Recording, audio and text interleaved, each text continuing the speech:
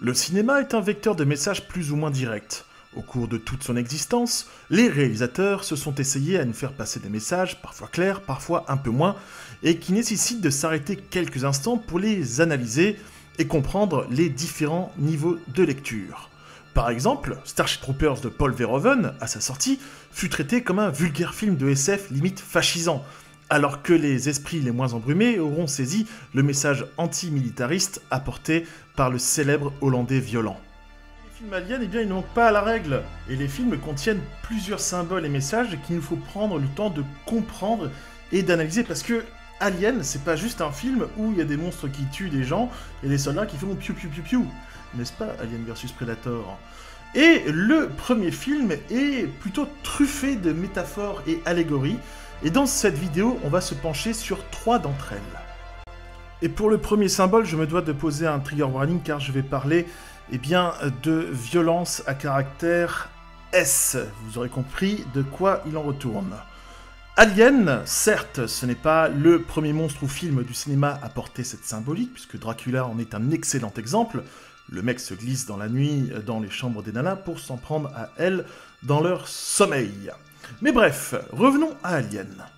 En 2002, lors de la parution du documentaire The Alien Saga, Dan O'Bannon, le scénariste du film, a déclaré, je cite, vouloir attaquer de manière S le public.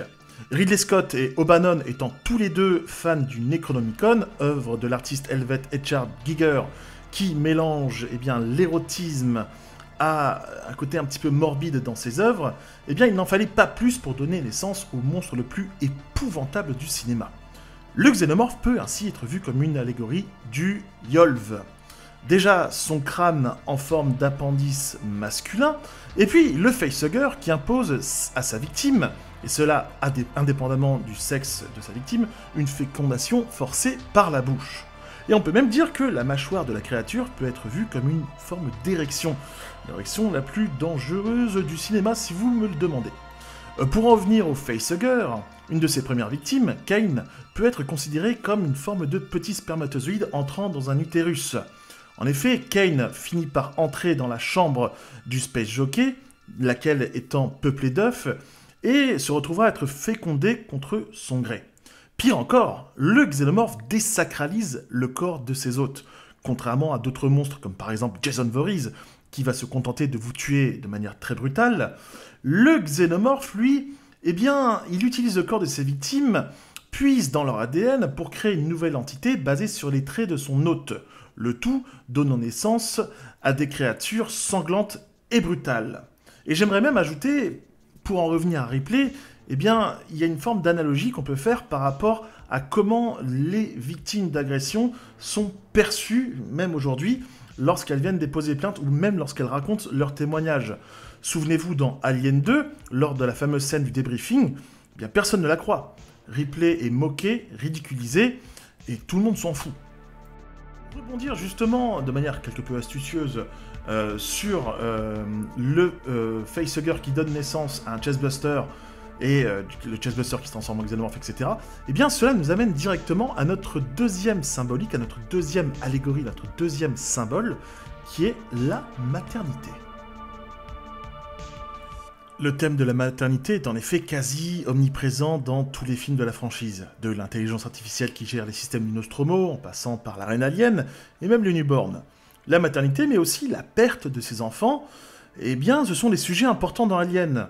Par exemple, Ripley qui va découvrir que sa fille Amanda est décédée d'un cancer, mais aussi Ripley qui va retrouver une deuxième chance de renouer avec la maternité avec Newt, mais qui va la perdre dans le troisième film, pour elle-même se retrouver maman d'une reine alien.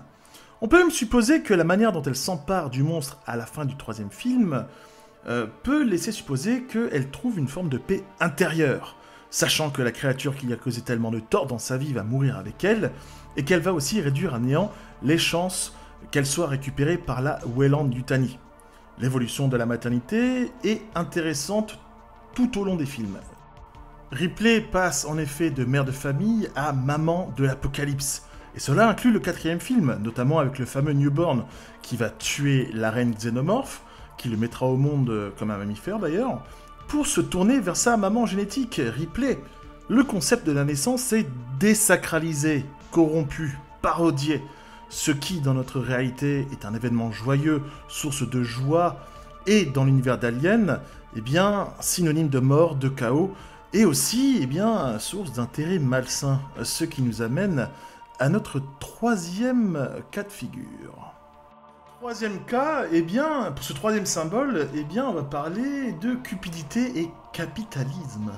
Et tout naturellement, vos regards se tourneront vers la méga-corporation Weyland-Yutani, car sous couvert de vouloir fabriquer des mondes nouveaux pour une humanité en plein essor, l'entreprise en coulisses se révélera être cruelle, calculatrice et sans scrupules.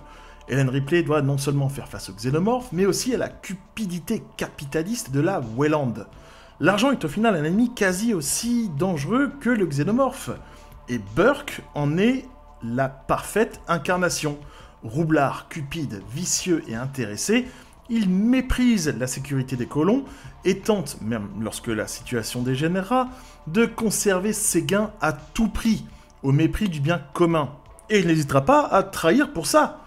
On pourrait même croire, si on essaie un petit peu les théories capillotractées, que Alien est un plébiscite communiste.